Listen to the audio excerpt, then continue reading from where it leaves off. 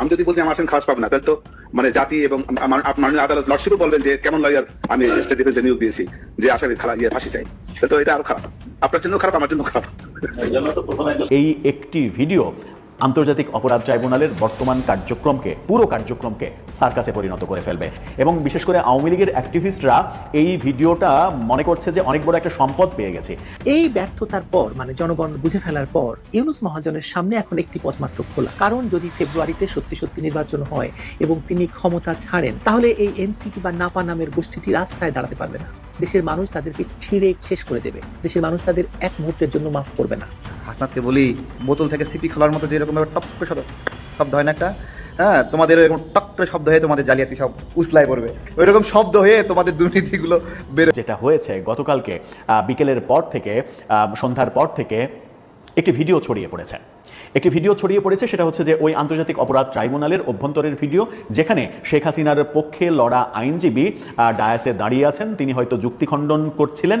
যুক্তিখণ্ডন করার কোনো একটা পার্টে ইনফর্মাল একটা জায়গায় বিচারক তার সঙ্গে কথা বলছেন এবং এই ইনফর্মাল কথোপকথনটা ছড়িয়ে পড়েছে সামাজিক যোগাযোগ মাধ্যমে। যদি এটা এআই দিয়ে তৈরি করা না হয়, তাহলে এই একটি ভিডিও আন্তর্জাতিক অপরাধ ট্রাইব্যুনালের বর্তমান কার্যক্রমকে, পুরো কার্যক্রমকে সার্কাসে পরিণত করে ফেলবে এবং সরকারকে প্রচণ্ড বিব্রতকর এবং প্রচণ্ড বিতর্কিত অবস্থার দিকে ঠেলে দেবে। আন্তর্জাতিক অপরাধ ট্রাইব্যুনালের ভিডিওতে দেখা যাচ্ছে শেখ হাসিনার পক্ষে যে আইনজীবীকে রাষ্ট্র কর্তৃক নিয়োজিত করা হয়েছে, সেই আইনজীবী এর আগে আদালতের বাইরে সাংবাদিকদের সঙ্গে কথার সময় নানাভাবে নানা রকম ব্যাখ্যা দিয়েছেন এবং সেই ব্যাখ্যায় তিনি বলেছেন যে তিনি বিশ্বাস করেন তার যে ক্লায়েন্ট অর্থাৎ শেখ হাসিনা তিনি খালাস পাবেন। তিনি তার কোনো সাজা দেওয়ার কোনো স্কোপ নেই, তিনি খালাস পাবেন এবং এটা তার বিশ্বাস যে খালাস পাবেন। সেটা নিয়েই বিচারক তাকে কোর্টে প্রশ্ন করেছেন যে আপনি যে পত্রিকাতে এই ধরনের কথা বলছেন এটাতে কি আদালতের মানে বিচার প্রক্রিয়া বিতর্কিত হচ্ছে না? সামহাও এই বিচারকের কথাটা খুব একটা স্পষ্ট শোনা যায় না, কিন্তু তিনি উত্তর যেটা দিলেন সেটাতে বোঝা যায় যে প্রশ্নটা এরকমই ছিল যে আপনি গণমাধ্যমে এই ধরনের কথা বলছেন কেন। উত্তরে শেখ হাসিনার আইনজীবী যা বলেছেন সেটা শুনলে পুরোটাই বোঝা যাবে যে আদতে ওখানে মানে কেউ যদি অভিযোগ করে যে ওখানে বিচারের নামে তামাশা হচ্ছে, ওখানে বিচারের নামে সব কিছু সাজানো কিছু হচ্ছে, তাহলে তাকে দায়ী করার উপায় থাকবে না। আবারও বলছি, যদি এই ভিডিওটা এআই দিয়ে তৈরি করা না হয়। এই ভিডিওটা দেখার আগে তারেক রহমান আমতারেক কি বলেছিলেন, কি অভিযোগ করেছিলেন একটু শুনে আসি। শিশির মনির গিয়ে আইজিপি মামুনের কাছ থেকে 1000 কোটি টাকা চুক্তি করে তাকে রাজ সাক্ষী বানায় নিজেরাই বিচারক, নিজেরাই আইনজীবী, নিজেরাই আসামি পক্ষ, নিজেরাই সরকারি পক্ষ, এই ধরনের তাল বাহানার আন্তর্জাতিক অপরাধ ট্রাইব্যুনাল এখন আর চলবে না। এটা হলো হাসিনা মার্কার বিচারই এখনো চলছে। তারেক রহমান যে অভিযোগটা করেছিলেন, একদিন পরে সেই অভিযোগটা এই ভিডিও দিয়ে বোধহয় মানে অন্তত আওয়ামী লীগের পক্ষের লোকজন প্রমাণ করার চেষ্টা করে ফেলবেন এবং এই ভিডিওটা মানে এটার মানে নানা রকমের যে পরীক্ষা নিরীক্ষা, সেই পরীক্ষা নিরীক্ষা করে দেখা উচিত, পোস্টমর্টম করা উচিত যে এই ভিডিওটা এআই দিয়ে তৈরি করা কিনা। যদি এআই দিয়ে তৈরি করা না হয়ে থাকে, এটা যদি রিয়েল ভিডিও হয়ে থাকে, তাহলে এটা অনেক বড় সর্বনাশ করবে সরকারকে। ভিডিওটা শুনে আসুন একটু। বলছি যে আমি বিশ্বাস করি, যখন সাংবাদিকরা প্রশ্ন করে আমাকে যে আপনার আসামি খালাস পাবে কিনা, আমি বলেছি আমি বিশ্বাস করি যে আমার দৃঢ় বিশ্বাস যে আমার আসামি খালাস পাবে। সেটা তো বলতেই পারি আমি, আমার বিশ্বাস, আমার চেষ্টা, সেটা কথা আমি বলতেই পারি। যদি ভুল হয় আমার আদালত আমাকে সংশোধন করবে। তাছাড়া আমার না বলে উপায় কি? আমি যদি বলি আমার আসামি খালাস পাবে না, তাহলে তো মানে জাতি এবং মাননীয় আদালত লর্ডশিপও বলবেন যে কেমন লয়ার আমি স্টেট ডিফেন্সে নিয়োগ দিয়েছি যে আসামি ফাঁসি চাই। তাহলে তো এটা আরো খারাপ, আপনার জন্য খারাপ, আমার জন্য খারাপ। তাহলে কি দাঁড়ালো? তিনি বলছেন যে আমি বলেছি যে আমি বিশ্বাস করি শেখ হাসিনা মুক্তি পাবেন, এটা তো আমার বিশ্বাস।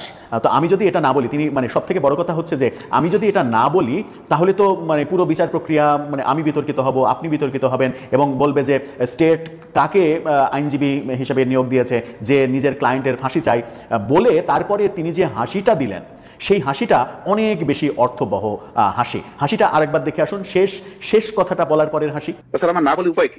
আমি যদি বলি আমার আসামি খালাস পাবে না, তাহলে তো মানে জাতি এবং মাননীয় আদালত লর্ডশিপও বলবেন যে কেমন লয়ার আমি স্টেট ডিফেন্সে নিয়োগ দিয়েছি যে আসামি ফাঁসি চাই। তাহলে তো এটা আরো খারাপ, আপনার জন্য খারাপ, আমার জন্য খারাপ। আবারও বলছি যে যদি এই যে ভিডিওটা গত সন্ধ্যা থেকে দেখছি যে সামাজিক যোগাযোগ মাধ্যমে সয়লাভ হয়ে গেছে এবং বিশেষ করে আওয়ামী লীগের অ্যাক্টিভিস্টরা এই ভিডিওটা মনে করছে যে অনেক বড় একটা সম্পদ পেয়ে গেছে। প্রথম সরকারের তদন্ত করা উচিত যে এই ভিডিওটা বাইরে আসলো কি করে। এটা কি এই অংশটাও কি টেলিভিশনে সরাসরি সম্প্রচারিত হয়েছে? নাম্বার 1। নাম্বার 2, যদি এই অংশটা টেলিভিশনে সরাসরি সম্প্রচারিত না হয়ে থাকে তাহলে এই ভিডিওটা করলো কে? এই ভিডিওটা বাইরে আসলো কেন? এই ভিডিওটা বাইরে আসার মাধ্যমে প্রসিকিউশন, ওই আদালত, সরকার যে বিতর্কের মুখে পড়বে সেটা বুঝতে আমার মনে হয় যে অনেক বড় বিশেষজ্ঞ, অনেক জ্ঞানী হওয়ার প্রয়োজন নেই। খুব সাদামাটা ব্রেনের একজন মানুষই বুঝে উঠতে পারবে যে এই ভিডিওটা ছড়িয়ে পড়লে আদালতের কার্যক্রম বিতর্কিত হবে এবং আদালত সম্পর্কে মানুষের সন্দেহ তৈরি হবে। আদালত, বিচার প্রক্রিয়া, প্রসিকিউশন, আসামি পক্ষের মানুষ, তারেক রহমান যে অভিযোগটা করেছিলেন যে সরকারের পক্ষের আইনজীবী জামাতের, শেখ হাসিনার পক্ষের আইনজীবী জামাতের, পুরো বিচার ব্যবস্থা জামাতের, ওখানে বিচারের নামে একটা মানে সার্কাস হচ্ছে। আবার তিনি বলেছেন যে যিনি রাজসাক্ষী হয়েছেন তার সঙ্গে একজন আইনজীবীর 1000 কোটি টাকার লেনদেন হয়েছে, যে লেনদেনের মাধ্যমে তাকে রাজসাক্ষী বানিয়ে বিচার প্রক্রিয়াটাকে আরও বেশি হাস্যকর বানানো হয়েছে। এই যে অভিযোগ, এই অভিযোগগুলোর আমার মনে হয় নিষ্পত্তি হওয়া উচিত। অভিযোগগুলো যদি মিথ্যে হয় তারেক রহমানকে জিজ্ঞাসাবাদের মুখোমুখি করা হোক, কেন, কোন তথ্যের ভিত্তিতে আপনি এই কথা বললেন। তিনি যদি মিথ্যা বলে থাকেন, যদি কোনো মানে এটা যদি সত্যি না হয় তাহলে এই ব্যাপারে তার যে শাস্তি হওয়া উচিত তাকে সেই শাস্তির আওতায় আনা হোক। আর যদি সত্যি হয় তাহলে এই সত্য হওয়ার পেছনে মন্ত্রণালয় থেকে শুরু করে যারা দায়ী, আমার মনে হয় যে তাদের ব্যাপারে সরকারের ভাবা উচিত, নতুবা এই পুরো প্রক্রিয়া হাস্যকর ব্যাপারে পরিণত হবে এবং সরকার ব্যাপারে একটা ইনফরমেশন সারা বিশ্বে চলে যাবে যে সরকার এক ধরনের ক্যাঙ্গারু কোর্ট করে বিচারের নামে প্রহসন করছে। এখন দিন যাচ্ছে, হতাশা বাড়তেছে, ফ্রাস্ট্রেশন বাড়তেছে। হাসনাত বলতেছে মানে একটা যদি কেউ দেখাতে পারে যে নিয়োগ জালিয়াতি করছে বা সুপারিশ করছে তাহলে রাজনীতি করবে না। হাসনাতকে বলি, তুমি বিএনপির সাথে জোটবদ্ধ হইও না, তাহলে দেখবে বোতল থেকে সিপি খোলার মতো যেরকম টক করে শব্দ হয় না একটা, হ্যাঁ, তোমাদের এরকম টক করে শব্দ হয়ে তোমাদের জালিয়াতি সব উসলাই পড়বে, ওইরকম শব্দ হয়ে তোমাদের দুর্নীতিগুলো বের হয়ে যাবে। হ্যাঁ, তোমাদের সাহস যদি থাকে তাহলে তোমরা তো অনেক বাঘের বাচ্চা, তাই না? তাহলে তোমরা বিএনপির সাথে জোট করো না। কারণ বিএনপির সাথে জোট না করলে যে খেলাটা হবে, গণ অভ্যুত্থানের পরে মানুষের আশা প্রত্যাশা, ভালোবাসার গণ অভ্যুত্থান জুলাইয়ের, তোমরা যে কি পরিমাণ চরিত্র হনন করছো, তোমরা যদি বিএনপির সাথে জোট করো তাহলে তো এটা আর বের হবে না, এটা তো বের হবে না। যেইটুকু বের হয়েছে এর মধ্যে ছিল ওয়াসার নিয়োগ জালিয়াতি, একবারে সুন্দর করে নাহিদ ইসলামের সিলমারা নিয়োগ বাণিজ্য, এরপরে সিলমারাকার আসিফ মাহমুদের নিয়োগ বাণিজ্য। তো দুইজনই তো বিএনপির সাথে জোট কইরা এখন আবার ক্ষমতায় চলে আসবো, আবার এমপি হব, হয়তো বা মন্ত্রী হয়ে গেলে তাহলে কি হলো? তাহলে তো আর, অর্থাৎ এদের ক্ষমতাহীন হওয়াটা খুবই জরুরি। এদের ক্ষমতাহীন না হইলে এখানে যে কি বিভৎস রূপ ছিল, এখানে যে কি পরিমাণ এক একজন সমন্বয়ক যাওয়া আসি করতো, ঘোরাঘুরি করতো, খালি করতো, পোকার মতো ঘুরতো। আমার কর্মী যে সমন্বয়ক, সেও আমার কাছ থেকে 2500 টাকা ম্যাচ ভাড়া দিত, সে এখন এই পল্টনের পাশে একটা এখানে বাসা নিছে, প্রায় 22-23 হাজার টাকা নিয়ে এসে থাকে। এই যাদের অবস্থা, সেই হাসনাত বলতেছে নুরুল হক নূরকে একটা যদি দেখাতে পারে, আরে বাপ রে বাপ, কি হ্যাডাম। ঠিক আছে ভাই, তোমরা ত্রাণের টাকাটা যেভাবে মাইরে খাইছো, এটা কিভাবে তোমরা বিচার দেওয়া বলো?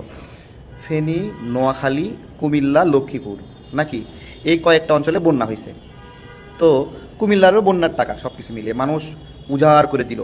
একবারে কিভাবে দিল? রিক্সাওয়ালা তার টাকা দিয়ে দিল, ঠিক আছে, কাজের মহিলা নাকফুল দিয়ে দিচ্ছে। আবেগটা কীরকম? গণ অভ্যুত্থানের সন্তানেরা সেই আবেগ থেকে রিক্সাওয়ালা টাকা দেয়, গৃহবধূ নাকফুল খুলে দেয়, কানফুল খুলে দেয়, হাতের বালা কুইলে দেয়, ঠিক আছে, ব্যাংক ছোট বাচ্চা স্কুলের টিফিন বাঁচানো টাকা সেটা নিয়ে দিয়েছে। সেই টাকাগুলো কিভাবে লুটপাট করলো, এক একজনের রাতারাতি ভাগ্য বদলে গেল, গাড়ি নিয়ে ঘুরলো মানুষের আবেগের। আমি একটা কথা বলতেছি যে আমাদের আল সুন্নাহ ফাউন্ডেশন আছে, আরও বিভিন্ন ধরনের মানবিক কাজ আছে। দেশে একটা প্রাকৃতিক দুর্যোগ হইলেই যে পরিমাণ টাকা পয়সা সেখানে জমা হয় এবং সেগুলো নিয়ে অনেকে ভালো কাজে ব্যয় করে, অনেকে খারাপ কাজে ব্যয় করে। সেই জায়গায় এই গণ অভ্যুত্থানের পরে যেই পরিমাণ মানুষ আহত হয়েছে, যেই পরিমাণ মানুষ নিহত হয়েছে, সেইটাকে কেন্দ্র করে গণ অভ্যুত্থানের সংগঠন হিসেবে এনসিপি, নাগরিক কমিটি, নাগরিক পার্টি, বাঘের সাও, বিলাইয়ের সাও, হরিণের সাও, মানে বাকশাসের কথা বলতেছি, গণতান্ত্রিক ছাত্র সংসদ বাংলাদেশ বাকশাস, তো বাঘের ছাও কত কিছু বানায় ফেললো, আবার নতুন করে ছাত্র শক্তি বানালো। এদের যে সামগ্রিক আয়োজন, বাপ রে বাপ, মাথার উপরে ত্রাণের বস্তা এখান থেকে ওখানে নিয়ে যায় ভাইরাল। কি হয়েছে? আল্লাহ ডাইরেক্ট ফেরেশতা কাছ থেকে নামায় দিছে, তারা ত্রাণ কার্যক্রম করতেছে। পরে দেখা গেল সে টাকা নাকি এদের কাছে রয়ে গেছে। পরে কি করলো, আমরা তখন ধরলাম, তখন তো সাইরে দেমা কান্দে বাসি একটা অবস্থা, সবাই বলা বলি শুরু করলো। তারপরে কিছু টাকা নিয়ে যায় কই দিল, ত্রাণ মন্ত্রণালয় ত্রাণ পুনর্বাসন দিল। এখন আমার প্রশ্ন হলো, ত্রাণ পুনর্বাসনেও তোমরা যদি টাকাটা দাও, সেই টাকাটা যে ফেনী, নোয়াখালী, কুমিল্লার মানুষ, চাঁদপুরের মানুষ পাইছে, তার প্রমাণ কি? সবচেয়ে বড় যে জালিয়াতি, সেই জালিয়াতিটা হলো এরা ক্ষমতার অংশীদার এবং এরা উপদেষ্টা পদে থেকে এরা নির্বাচন করতে চায় এবং সেই নির্বাচন করার পূর্বে রাষ্ট্রের 300 কোটি টাকা 400 কোটি টাকা নিজ নির্বাচনী আসনে নিচ্ছে। অর্থাৎ তারা সরকারি অর্থ নিজের নির্বাচনী প্রচারণার জন্য ঠিক নির্বাচনের আগে সেখানে উন্নয়ন কার্যক্রম করছে। কিন্তু মুরাদনগর দেবিদ্বারের নাগরিকদেরকে বলবো, এই লোকগুলোই আপনাদের ত্রাণের টাকা কীভাবে চুরি করছে আপনারা স্মরণ করেন। আপনাদের কেউ যদি পেট ভরে খাওয়ায় তাহলে আপনারা ভোট দিবেন, নাকি দীর্ঘ সময় টেকসই একটা নেতৃত্ব দরকার যে চুরি করবে না, বাটপারি করবে না? কি দরকার আপনাদের? একজন ভালো নেতা দরকার, নাকি ওই ক্ষমতা পাইয়া 300 কোটি টাকা দিল আপনাকে?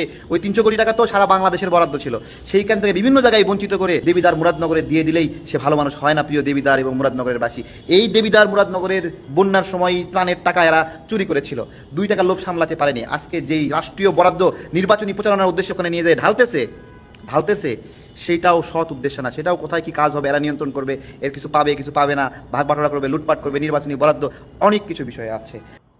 আজকে যে উদ্দেশ্যে এই লাইভটা করছি, এই যে সচিবালয়ে বিমান নিয়ে যে ফালাবে, তার মানে সচিবদের এতদিন পরে আমরা ধরতে পারি যে সচিবরা এখন সঠিক পথে আছে। বাচ্চা সচিবদেরকে আর টাইম দিচ্ছে না, শিশু উপদেষ্টা, শিশু সচিব, তাদের এখন সচিবালয়ে নিয়ন্ত্রণ কমছে। তার মানে বাংলাদেশ আস্তে আস্তে নিরাপত্তার দিকে যাচ্ছে। বাংলাদেশের রাজনীতিতে এখন একটাই গুঞ্জন, একটাই প্রশ্ন, নাপা বা এনসিপি নামের এই অদ্ভুত দলটির ভবিষ্যৎ আসলে কোথায় গিয়ে দাঁড়াবে, আর কে হবে তাদের নতুন বাবা। বাবা কেন বলছি, চলুন ব্যাখ্যা করে বোঝাই।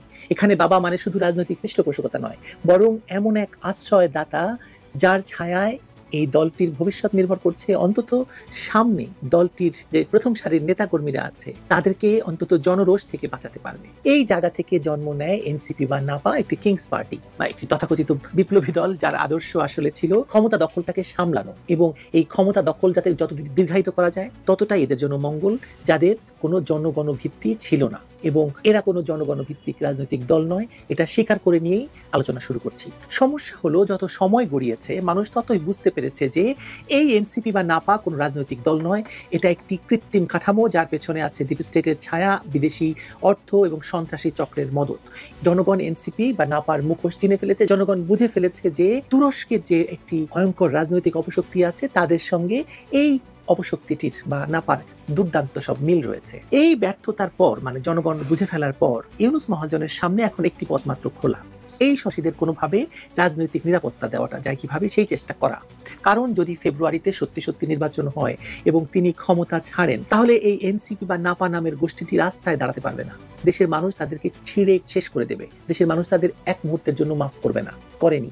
ঠিক এই জায়গায় এসে বাবা খোঁজার মিশনে নেমেছে ডিপ স্টেট এই এনসিপি বা নাপার জন্য।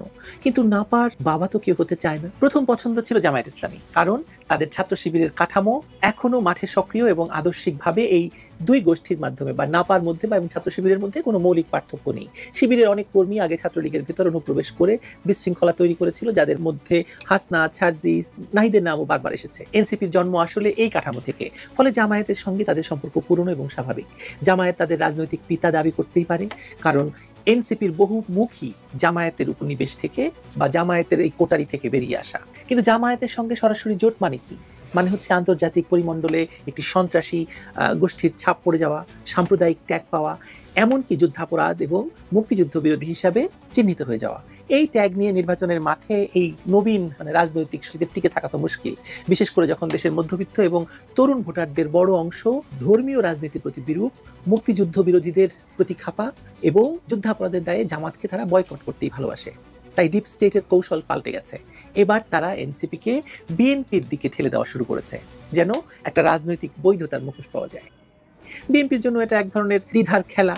তারা জানে এনসিপি জনসমর্থনহীন, তাদের সঙ্গে থাকলে রাজনৈতিক ঝুঁকি আছে, কিন্তু একই সঙ্গে বিএনপি জামায়াতকে একা শক্তি যোগাতে চায় না। যদি জামায়াত এনসিপিকে টেনে নেয় তাহলে বিরোধী ফ্রন্টের নেতৃত্বের ভার বিএনপির হাত থেকে খসে যেতে পারে। তাই বিএনপি চাইছে এনসিপিকে অন্তত জামায়াত থেকে দূরে রাখতে। ফলাফল হলো বিএনপিও এনসিপির মধ্যে বা নাপার মধ্যে এক ধরনের নীরব দর কষাকষি চলছে। সালাউদ্দিন সাহেব বলছেন যে তাদের নাকি আসন ভাগাভাগির আলোচনা চলছে। আসন ভাগাভাগির প্রতিশ্রুতি এবং আলোচনার নামে চাপ প্রয়োগ চলছে। এখনো কোনো চূড়ান্ত সিদ্ধান্ত হয়নি, এটাই আমরা জানি অন্ততপক্ষে প্রকাশ্যে। ইউনূস মহাজনের ডিপ স্টেট এই সুযোগটাকেই কাজে লাগাচ্ছে। তাদের লক্ষ্য একটাই, এনসিপিকে কোনো না কোনো বড় দলের দিকে ঠেলে দেওয়া, যাতে এই সন্ত্রাসী কাঠামো পুরোপুরি বিচ্ছিন্ন হয়ে না পড়ে। কারণ যদি জনগণ তাদের বিচারের মুখে ফেলে তাহলে ডিপ স্টেটের প্রক্সি রাজনীতি ভেঙে যাবে এবং তাদের আসলে পিঠ বাঁচাতে মানে তারা বাঁচবে না কেউ, তারা দেশে থাকতে পারবে না কেউ। আর দেশেই যদি না থাকতে পারে তাহলে তাদের কাজ কি বলুন?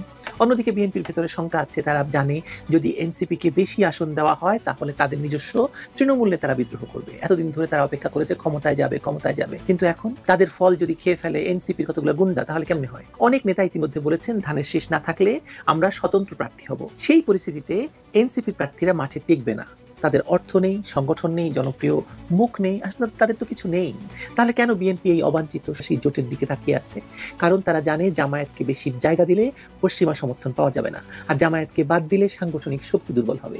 তাই তারা এখন মাঝপথে জামায়াতকে ঠান্ডা রাখতে চাইছে, আবার এনসিপিকে ব্যবহার করে নতুন মিত্র বানাতে চাইছে। এই জায়গাটাতেই ইউনূস মহাজনের সবচেয়ে বড় চাল তিনি চেলেছেন।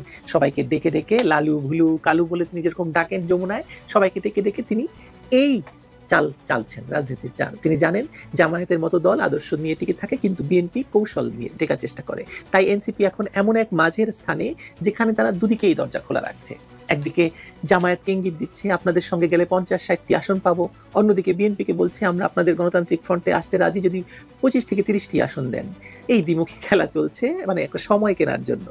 আসল সত্য হলো কোনো বড় দলই এই সংসদ দলটিকে বিশ্বাস করছে না, মানে এই তরুণ শাসীদেরকে বিশ্বাস করছে না। বিএনপি তাদের রাজনৈতিক বোঝা মনে করছে, জামায়াত মনে করছে তারা সুযোগ সন্ধানী, আর জনগণ মনে করছে তারা অপরাধী। তবু ইউনূস মহাজনের পরিকল্পনা এখানেই যেভাবেই হোক এই গোষ্ঠীকে একটা বৈধ রাজনৈতিক ছায়া দেওয়া। কারণ ডিপ স্টেট জানে একবার যদি নির্বাচনের আগে কোনো জোটের অংশ হিসাবে এনসিপির নাম ব্যালটে আসে তাহলে তাদের নেতা কর্মীদের বিরুদ্ধে সরাসরি জনরস তৈরি করা কঠিন হবে। এটাই তাদের বাবা খোঁজার মিশন, মানে এই মিশনের আসল লক্ষ্য এবং